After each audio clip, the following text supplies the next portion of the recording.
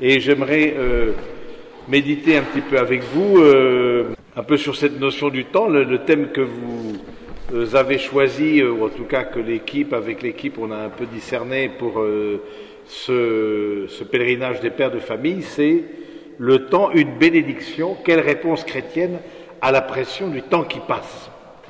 Donc je prétends pas en 3/4 d'heure, 1 heure épuiser le sujet, vous imaginez bien, mais peut-être vous donner quelques pistes de réflexion, en plus de celles que vous avez dans vos livrets. Je ne sais pas si vous avez eu le temps de jeter un coup d'œil aux textes, qui sont vraiment des textes de qualité.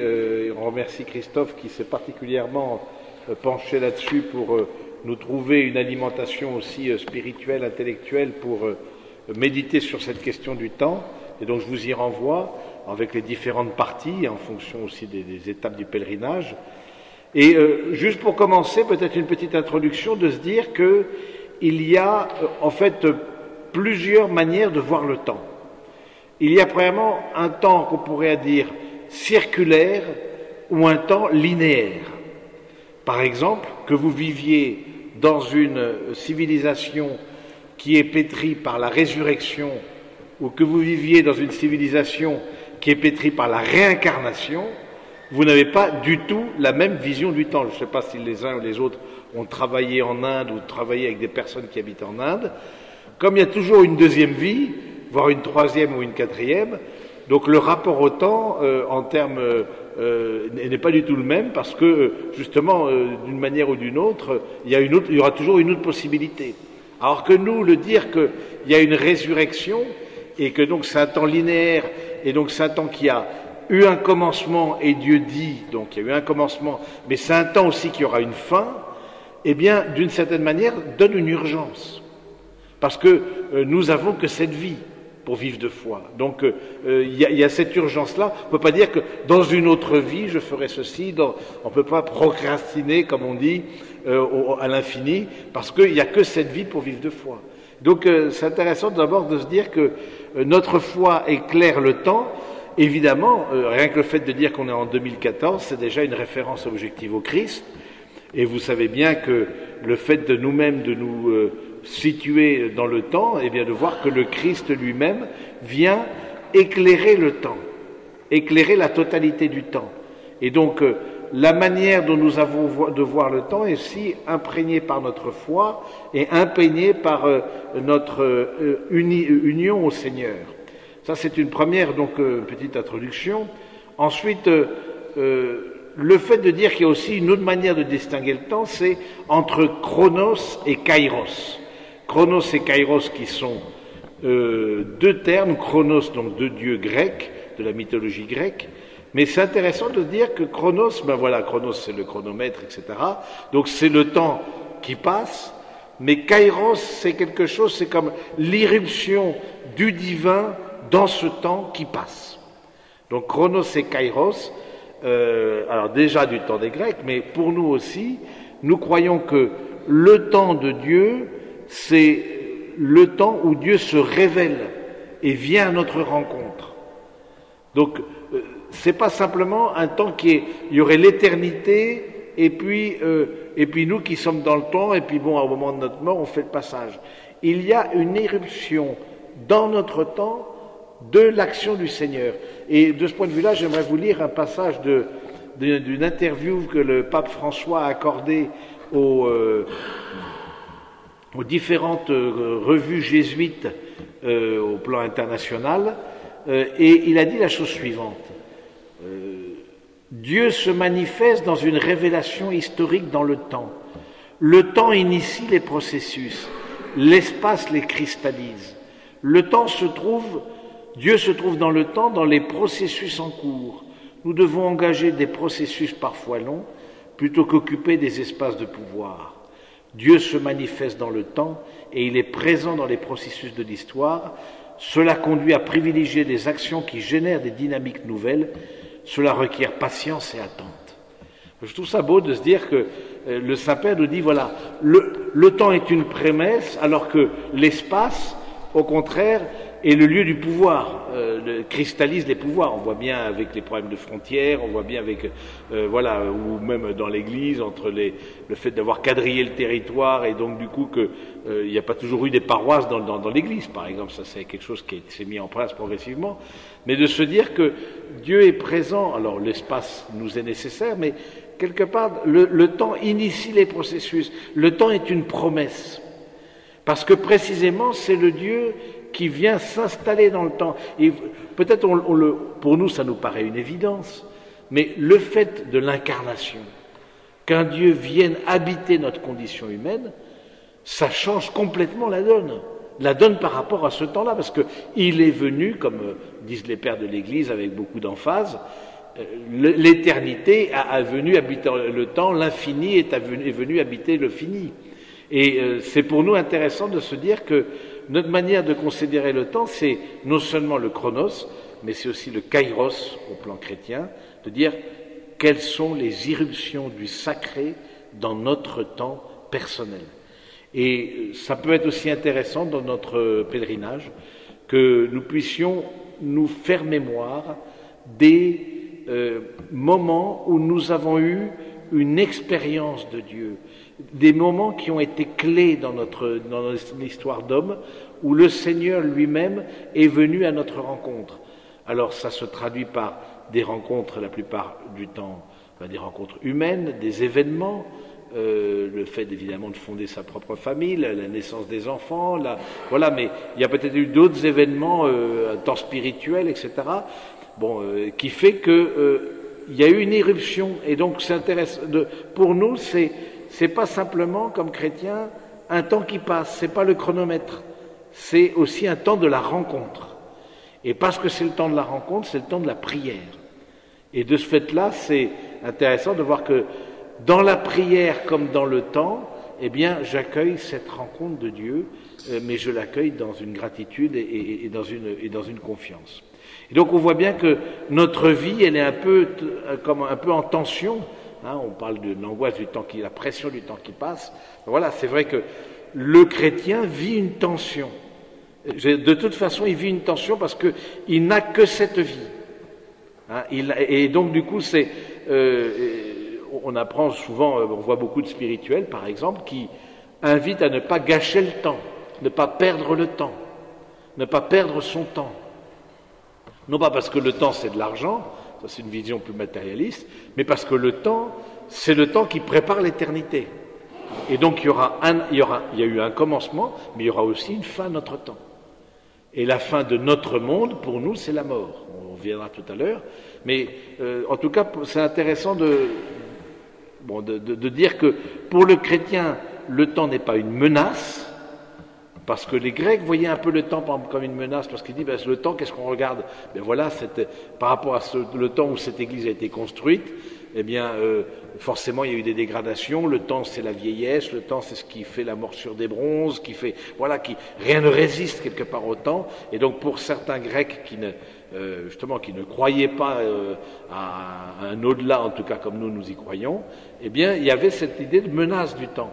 Alors que le chrétien, il vit cette même pression, le fait que c'est vrai qu'inexorablement, progressivement nous nous approchons de notre mort, mais la manière dont je vois la mort dit aussi la manière dont je vois la vie, et donc dont je vois le temps, évidemment. Donc du coup, pour nous, c'est le temps de la rencontre. La mort n'est pas la fin, c'est aussi un achèvement. C'est ce que dit le Saint-Père, c'est le temps commence les processus, initie les processus.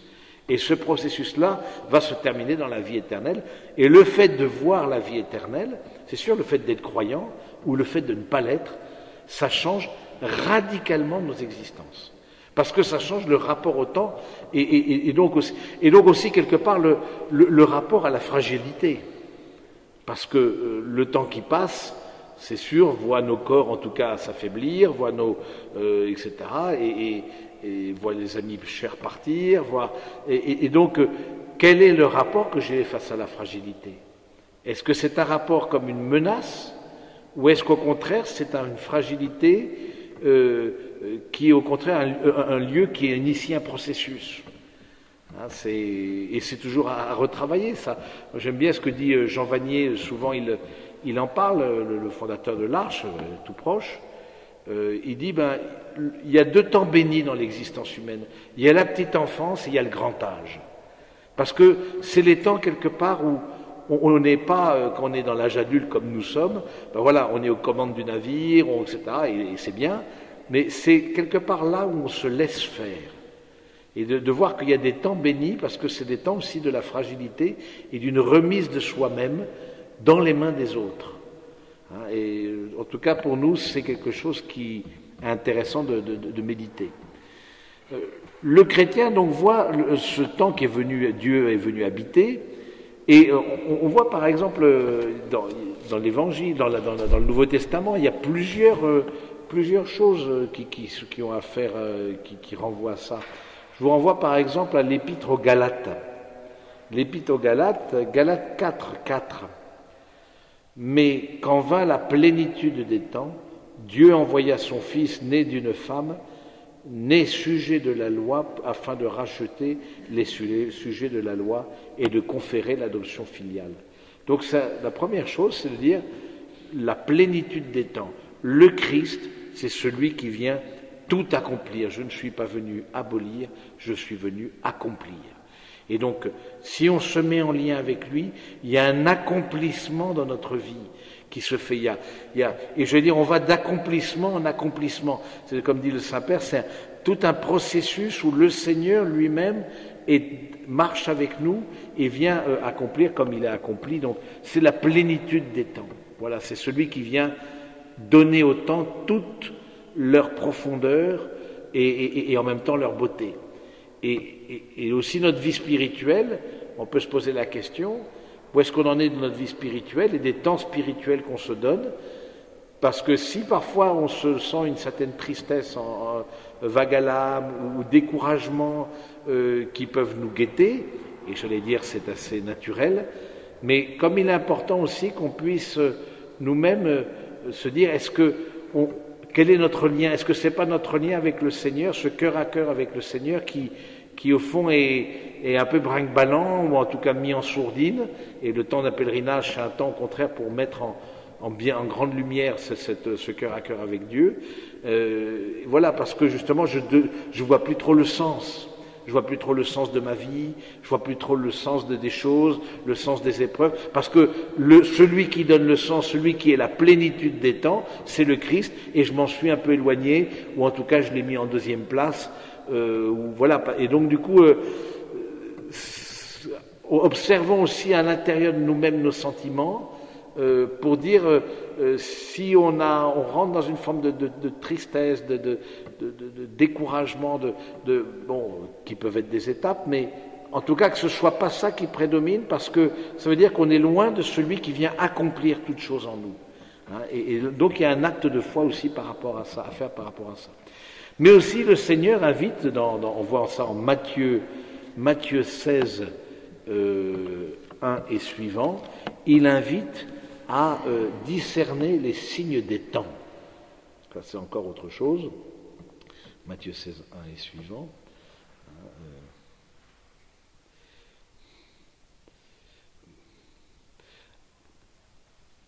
Ainsi, le visage du ciel, vous savez l'interpréter. Vous vous rappelez ce passage peut-être où Jésus parle aux pharisiens, aux sadducéens, qui demandent, voilà, un signe.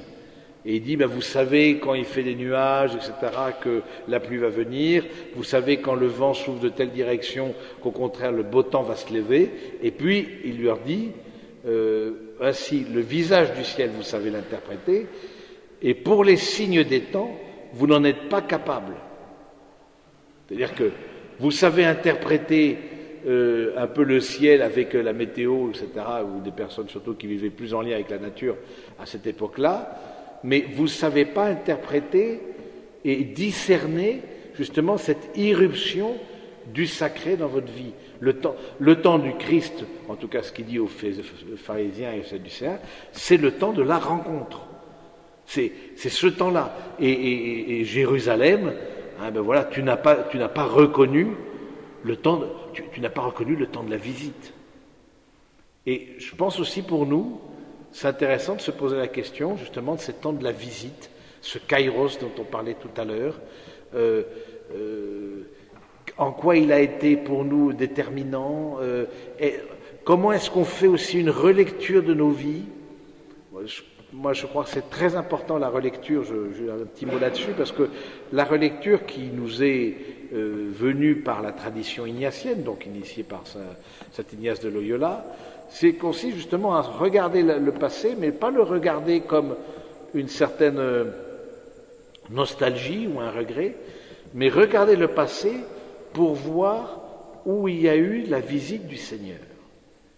Et donc ce temps de pèlerinage, je trouve ça bien, parce que ça nous permet justement de relire. Pourquoi? Parce que le monde, au contraire, ne fait pas de pause, ne vous invitera pas à faire de pause. Et vous avez peut-être, c'était un combat pour venir ici, on sait bien, pour prier, c'est parfois aussi un combat. Et on voit bien qu'on enchaîne les choses. Et on ne prend pas le temps de relire, de dire, tiens, qu'est-ce que j'ai vécu? De même, à l'issue de ce pèlerinage, c'est bien que vous preniez un temps de relecture. Qu'est-ce que j'ai vécu dans ce pèlerinage? Qu'est-ce qui m'a marqué? En quoi ça m'a construit? Je vois que, tant au niveau spirituel, mais aussi au niveau, j'allais dire, quotidien, on enchaîne les choses sans prendre le temps de la relecture, justement sans voir où il y a eu cette irruption du Seigneur dans notre vie, les signes des temps. Il y a des signes qui nous sont donnés. Ça, pourquoi nous croyons à ça? Parce que nous croyons en un Dieu qui agit dans l'histoire. Et donc, on n'est pas sans trace du Seigneur dans notre vie. Le Seigneur ne nous laisse pas seuls dans notre vie, complètement à galérer, sans aucun signe. Alors, il y en a qui voient des signes partout. C'est vrai que dès par exemple, on ne veut pas mettre quelque chose sur sa déclaration d'impôt, on voit beaucoup de signes, ça c'est sûr, mais je ne suis pas sûr que l'inspecteur des impôts ait une foi aussi grande que nous. Mais il y en a qui sont aussi voient des signes un peu, voilà, de tradition, une vision un peu charismatique, tout est signe, etc. Mais c'est un signe. Bon, ça demande un discernement. Qu'est-ce qu'est un signe? Et du lien avec le temps, on passe au discernement. Parce que s'il y a une irruption du sacré dans mon histoire, ben comment je la discerne, comment je la reconnais? Ce qui pourrait faire peut-être l'objet d'un autre pèlerinage, justement, c'est la question du discernement, mais comment je la reconnais, quoi? Mais il y a, en tout cas, ce qui est clair, c'est que Dieu agit dans notre histoire collective comme humanité, et dans notre histoire personnelle comme homme de foi. Il agit dans notre histoire. Comme pour Jésus, voilà. Vous savez reconnaître le visage du ciel, vous savez l'interpréter, mais pour les signes des temps, vous n'en êtes pas capable. Et il continue, génération mauvaise et adultère, elle réclame un signe, et de signe il ne lui sera donné que celui de Jonas. Voilà, vous réclamez un signe, mais en fait, le signe est devant vous et vous ne savez pas le voir. Et Jonas, qui a été 3 jours dans le ventre de la baleine, etc., qui fait allusion évidemment aux 3 jours au tombeau, etc. Donc c'est, en fait, le signe qui vous sera donné, il faut aussi le découvrir. Il faudra le chercher. Et c'est l'attitude de foi qui nous permet justement de découvrir et de chercher ces signes qui viennent de Dieu. Et puis, un autre point dans le Nouveau Testament, et particulièrement dans l'Évangile qu'on découvre, c'est l'initiation de la prédication du Christ. Les temps sont accomplis, sont Marc. Vous trouvez ça en plusieurs endroits, mais vous trouvez ça en Marc 1, 15. Marc 1, 15. Après que Jean eut été livré, Jean-Baptiste, Jésus vint en Galilée proclamant l'évangile de Dieu et disant « Le temps est accompli et le royaume de Dieu est tout proche, repentez-vous et croyez à l'évangile. » Donc depuis que le Christ est venu, il y a quelque chose qui a changé dans notre histoire humaine et dans notre histoire de toute l'humanité, parce que autant les autres religions disaient « Voilà, je veux construire un pont pour aller de la terre vers le ciel », mais un homme a fait irruption et a dit « Le pont, c'est moi ». Alors, est-ce que tu reconnais ce temps de la visite ou est-ce que tu ne le reconnais pas? Et comme du temps de Jésus, mais si j'avais vécu du temps de Jésus, ce serait plus facile. Pas du tout. La preuve, on voit bien comment ça s'est terminé. Ça a été compliqué, le rejet. Non, parce que ça demande toujours la foi, au fond. Ça demande toujours la foi pour découvrir justement que l'irruption de Dieu dans notre temps. Hein, ce n'est pas quelque chose qui nous est naturel, qui nous est spontané.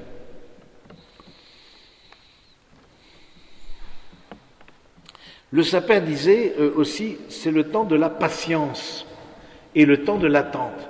Et je rajouterais, c'est le temps de la confiance. Voir le temps comme un allié, comme nous le croyons aussi, et non pas comme une menace, comme une bénédiction, c'est le temps de la patience. C'est-à-dire que on le voit bien que dans nos vies, on a de la difficulté à attendre. C'est d'autant plus vrai que, quelque part, les technologies nouvelles ont condensé le temps. Maintenant, tout est beaucoup plus condensé. C'est-à-dire que vous pouvez... on est vraiment dans l'immédiateté. Hein, il faut prendre conscience aussi que comment notre vie humaine influe sur notre spiritualité. Il y a une condensation du temps, on peut avoir des réponses immédiatement à un point ou à un autre de la planète, etc. Par les téléphones portables, on peut être joignable, sauf ici où ça capte pas, et c'est peut-être une providence pour certains. Voilà, c'est un lieu où voilà, on n'est pas dans cette immédiateté. Et donc du coup, je trouve ça c'est intéressant de se dire que nous-mêmes, ça nous demande peut-être un combat spirituel plus important pour nous déconnecter, nous laisser le temps de la patience aussi, parce qu'aujourd'hui, j'ai pas une réponse au mail en 2 jours, tant que je relance immédiatement, c'est bon, c'est juste pas admissible, bon, et puis du coup j'envoie les SMS, et puis bon, voilà, quelque part, où est le temps de la patience? Or, au fond, de dire qu'il a fallu des milliers, des centaines de milliers d'années d'histoire de l'humanité pour que le Christ vienne à notre rencontre. Pourquoi ce temps de préparation, au fond? Parce que pourquoi Jésus n'est pas venu avant? Pourquoi est-ce qu'il n'est pas venu? Pourquoi tout simplement, il y a un temps de maturation de l'humanité.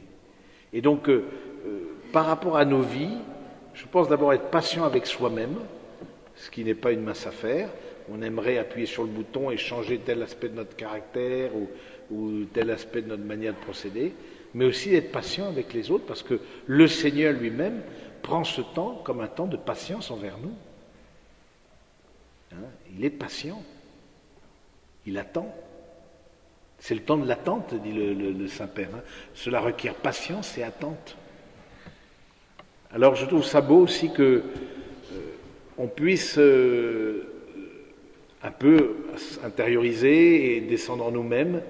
Et où est-ce qu'on en est de cette capacité de nous extraire de ce flot continu d'informations, de ce flot continu de ce stress, quand on parle de la pression du temps qui passe. C'est vraiment ça, il y a une pression, et qui depuis 10-15 ans, s'est largement augmentée, très largement augmentée, parce que justement, on est joignable en tout temps, en tout lieu. Et alors nous-mêmes, où est-ce qu'on en est, et de dire ça, de dire que non, il y a aussi un temps pour la maturité, un temps pour la maturation des choses.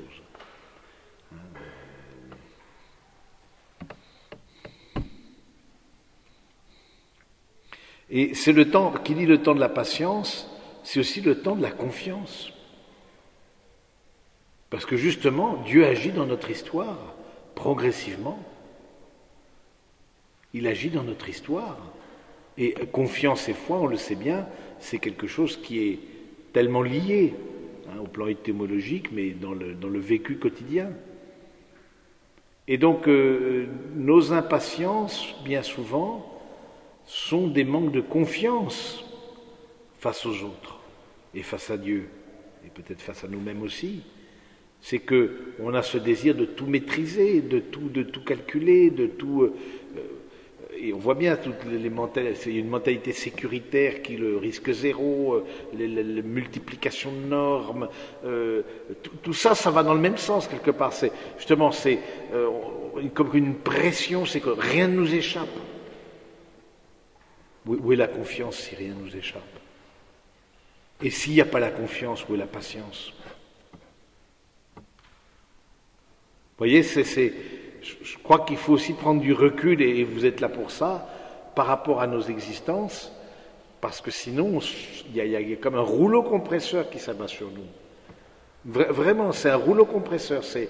Si on ne prend pas du temps pour la prière, du temps pour la relecture, pour l'accompagnement spirituel, de revoir justement avec l'aide de quelqu'un, de revoir où est-ce que le Seigneur agit. Si on ne prend pas le temps de ça, eh bien, on est victime de ce rouleau compresseur. Et on n'est plus dans la confiance ni dans la patience. Au fond, on n'est plus dans cette écoute attentive de la présence de Dieu dans ma vie. Et tous, nous comme religieux, ne croyez pas, vous, dans votre monastère, vous devez être complètement... Oh là là! Je ne vais pas vous dire toute la vérité, parce que sinon, vous seriez un peu surpris. Mais en tout cas, c'est clair que nous, comme vous, il faut se faire violence. C'est pour ça que on a 3 fois par jour, on a les offices, c'est pour rappeler l'irruption du sacré dans nos vies. Mais il faut se faire violence. Il faut se faire violence pour être à l'heure d'abord. Hein, et on entend la cloche, plac, on arrête. Ça, c'est une violence. Parce que, justement, pourtant, c'est le temps. On a fait profession de ça comme religieux. On n'a que ça à faire quelque part. Mais non, mais on trouve d'autres choses à faire. Ça, vous n'en inquiétez pas, on n'est pas sans occupation. Mais vous voyez, je vois qu'il y a un combat spirituel à l'intérieur de nous-mêmes. Que ce soit pour mettre en place la prière, que ce soit pour mettre en place le temps de la relecture, etc. Il y a un combat intérieur. D'où l'importance de dire comment est-ce que dans mon agenda, il y a l'irruption du sacré. Parce que c'est aussi une manière de voir le kairos. Ça doit être inscrit dans mon agenda. Alors, il y a des kairos qui sont en dehors de l'agenda, parce que des rencontres que je n'ai pas prévues, des événements que je n'ai pas prévus, etc. Ok, mais comment est-ce que dans mon agenda, je laisse la place au Seigneur pour intervenir? Ce qui n'est pas dans l'agenda n'existe pas. Ça, c'est quelque chose dont chacun peut faire l'expérience. Et donc, posons-nous la question, dans nos agendas, eh bien, où est-ce que je prends ce temps de recul? J'ai écouté un témoignage qui m'a beaucoup touché, justement, d'une personne qui est le patron d'Essilor, et du coup, et qui vraiment, je trouvais très beau, parce que il disait, ben voilà, j'ai commencé, il a découvert l'oraison. L'oraison, c'est cette prière silencieuse, et accompagnée par un père carme, etc. Et il a commencé la prière d'oraison, et il dit, avant d'aller à mon travail, je passais devant une église, et à un moment donné, je me dis, je vais m'arrêter, si elle est ouverte, ça c'est aussi un petit détail pratique, mais je vais m'arrêter, je vais prier. Et du coup, il a mis en place, comme ça, c'était dans son agenda, un temps pour la prière. Et il a dit le bienfait que ça lui a fait pour l'unification de sa personne, mais aussi son rôle de manager, son rôle de responsable, parce que du coup on confie aussi dans le Seigneur les personnes dont on est responsable. On remet, parfois on passe en revue des questions professionnelles, mais aussi des questions familiales, sa propre famille, etc. On n'est pas dans cette immédiateté, dans cette urgence, dans cette qui va faire que... Parce que tôt ou tard, si on ne se donne pas le temps de la prière, eh bien, il y a en nous une manière d'envisager les choses et les personnes qui est justement, qui doivent répondre au doigt et à l'œil, qu'il est dans l'immédiateté. Je suis plus patient. Donc, on va demander cette grâce au Seigneur, en tout cas dans ce pèlerinage. Je vous disais qu'il y a aussi quelque part dans notre manière de vivre la foi chrétienne, un enjeu dans notre temps. C'est un autre point, un enjeu. Parce que dans le temps, je prépare l'éternité. Et donc, du coup, forcément, ce que je vis dans le temps, eh bien, retentit dans l'éternité. Ça, c'est encore un autre aspect du temps pour le chrétien. C'est-à-dire qu'il prépare son éternité dans ce temps. Comme disait la petite Thérèse, je n'ai qu'une vie pour vivre de foi. D'espérance, j'aurai la vie éternelle pour vivre de charité. Alors, avec cette vie ici aussi, mais de foi et d'espérance, je n'ai qu'une vie. Et donc, j'aimais bien, je pense que ça a été mis dans vos livrets, la parabole des talents, par exemple. C'est intéressant que de voir que le maître, on la connaît bien tous, donne les talents, et il est dit, à un moment donné, après un long temps, le maître revient pour demander des comptes. Quelque part, les talents qui nous sont donnés nous permettent de laisser, dans le temps, on les fait fructifier. Mais ce temps-là, on aura à rendre des comptes. On aura d'une manière ou d'une autre à ne pas le gâcher. Et on voit bien dans celui qui a eu qu'un talent, etc., j'ai eu peur, je l'ai enterré, etc., parce que je sais que tu es un homme dur et que tu moissonnes là où tu n'as pas semé. Voilà, on voit bien que le temps, alors un long temps, ça veut dire que dans la parabole, c'est ça qui est intéressant. Il y a eu un long temps, et du coup, ce temps-là, c'est le temps aussi où je fais féconder, fructifier les dons de Dieu, les talents.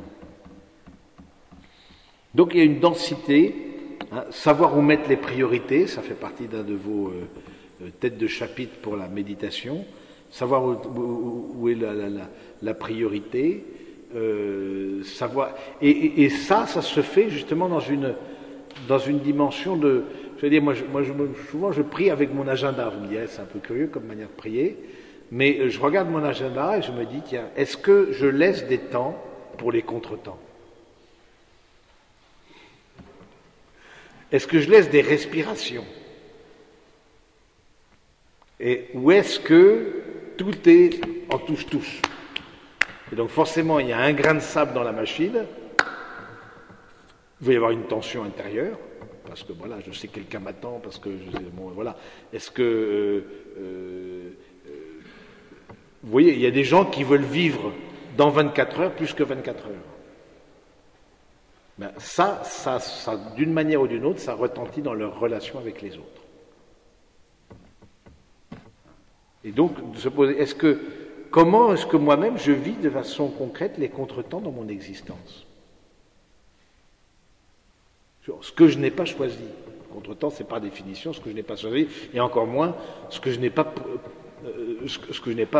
prévu.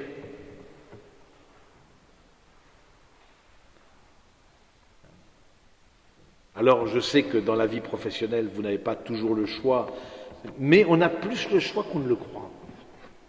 On a plus le choix qu'on ne le croit. On a ce choix aussi de pouvoir dire non, on a qui se positionne aussi les autres. Mais ça demande, souvent parce qu'on n'a pas pris le temps du recul, du coup on est dans une sorte de flot, dans une suractivité, dans un activisme, qui fait qu'on dit, mais non, on ne peut pas dire non, je suis indispensable, mais si je dis non, mais le client va partir. Alors, on est dans une sorte d'angoisse, de pression. Et ça, c'est pas sain. Ça, clairement, c'est pas sain. Parce que ça ne nous aide pas à nous unifier. Et dans le rapport aux autres, ensuite, on rentre aussi sur une forme de pression. Alors c'est à celui qui cassera d'abord la logique, parce que tout ça c'est des logiques, c'est des effets de domino. Et donc est-ce que aussi dans ma vie j'ai pas à dire stop à ce genre de manière de vivre?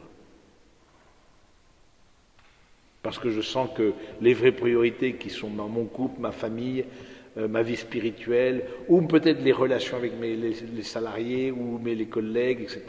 Je sens que ça en pâtit. Parce que je suis dans un activisme. Mais quand on est dans un activisme, on ne s'en rend pas compte, parce qu'on se dit, il faut faire le maximum. Et donc du coup, on est quelque part dans une auto-justification, parce que en plus, toute la société va dans ce sens-là.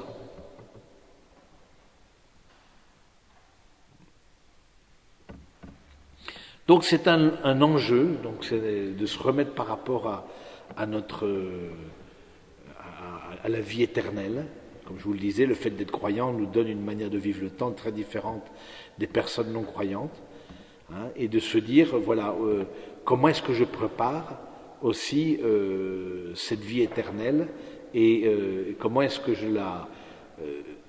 encore une fois, nos actes retentissent dans l'éternité, c'est quand même énorme qu'on pense. Bon, vous voyez par exemple le jugement dernier. Le jugement dernier n'a pas de très bonne presse ces temps-ci. Ça ne veut pas dire que ça n'existe pas. Il y aura un jugement particulier au moment de notre mort, mais il y aura aussi un jugement dernier à la fin des temps. Mais je trouve au contraire que le jugement dernier, c'est un signe d'espérance formidable. Parce que c'est le signe que nos actes ont une portée bien au-delà du visible. C'est le signe d'une dignité et d'un respect de nos libertés. Qu'as-tu fait de cette vie qui t'a été donnée? Et le fait de devoir répondre, je trouve ça c'est le signe de responsabilité. On a une responsabilité par rapport à ça. Soyons pas victimes par rapport au temps ou par rapport à notre agenda, où on subit sa vie, où on est une sorte de victime, où on vit par procuration, par les décisions des autres. Au fond, ben voilà, je me cale dans mon agenda, et puis ben voilà, et puis finalement, ben, tout passe, et puis non, c'est pas ça. Ça, c'est une manière de se justifier, de rationaliser, de se donner des raisons d'agir comme on agit. Mais au contraire, de prendre conscience que j'ai une responsabilité, c'est que les actes c'est énorme, que les actes que je pose dans mon existence d'homme, eh bien, ont dans l'au-delà d'une répercussion. Moi, je trouve que ça donne à notre vie humaine, mais une densité, mais extraordinaire. Extraordinaire.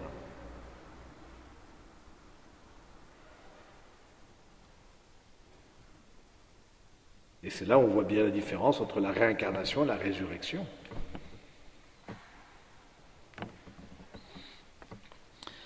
Un autre temps, une autre méditation, le temps de Dieu, c'est l'aujourd'hui.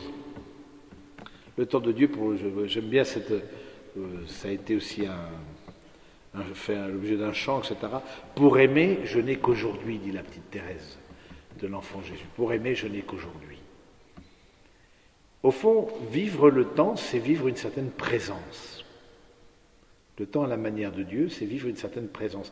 Il est présent à notre humanité, on l'a dit, il est présent à notre vie quotidienne. Mais où est-ce qu'on en est de se vivre l'instant présent? Le passé n'existe plus, le futur n'existe pas encore. Pour aimer, je n'ai qu'aujourd'hui. Et quand je prépare des fiancés au mariage, j'aime bien leur dire, parce que certains se posent la question, mais est-ce que dans 10 ans, on sera encore ensemble, dans 20 ans, dans 30 ans? 10 ans, 20 ans, 30 ans n'existent pas.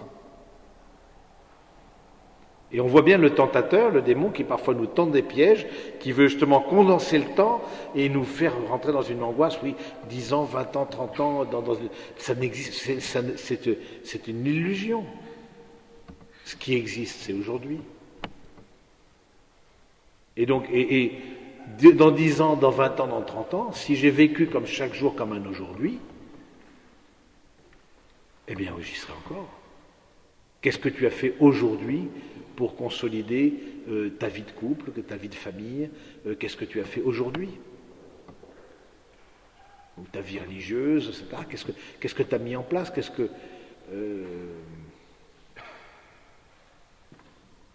Je pense que c'est, en tout cas, accepter justement de vivre dans le présent parce qu'on y découvre une présence. Parce qu'on y découvre une présence.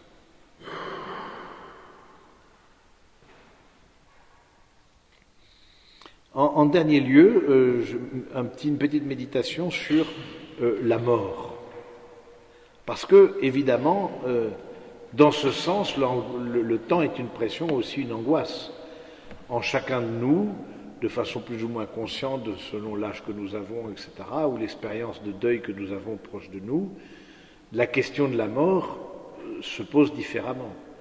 Mais la question de la mort, au fond, souligne aussi notre rapport au temps.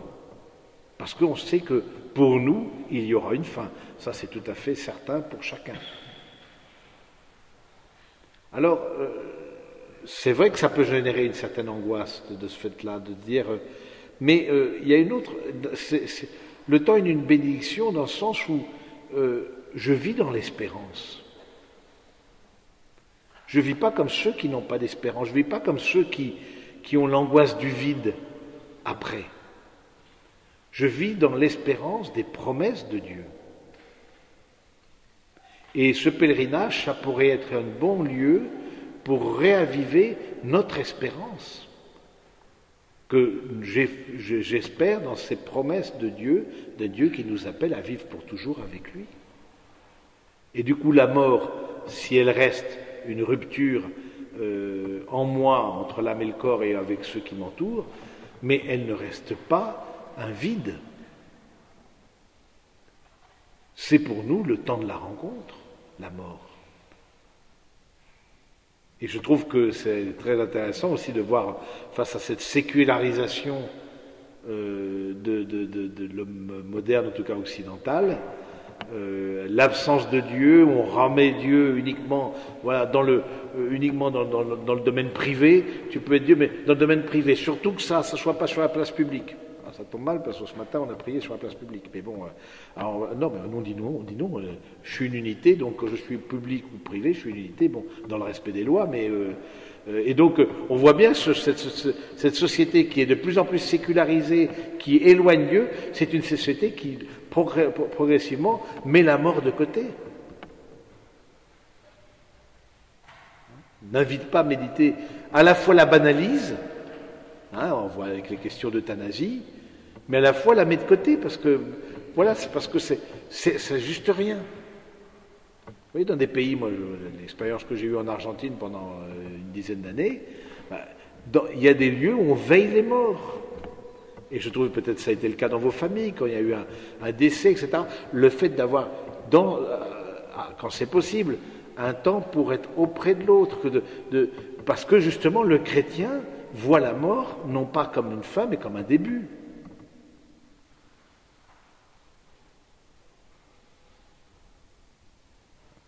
Parce qu'il y a cette espérance chrétienne. Mais le fait que notre civilisation ne soit plus irriguée par l'espérance chrétienne nous a fait reculer en humanité de ce point de vue-là. Parce que la question de la mort, comme la question de la fragilité, voilà, on la voit comme ou une banalité, ou alors, voilà, c'est pas un sujet, quoi. Alors voilà un peu ce que je voulais vous partager pour vous relancer dans votre dynamique, à la fois la question de ce temps d'aujourd'hui, la question de la mort, la question des talents et de la relecture, des signes des temps, de Dieu qui vient à notre rencontre. Je vous laisse avec ces quelques pistes pour que vous puissiez approfondir votre pèlerinage.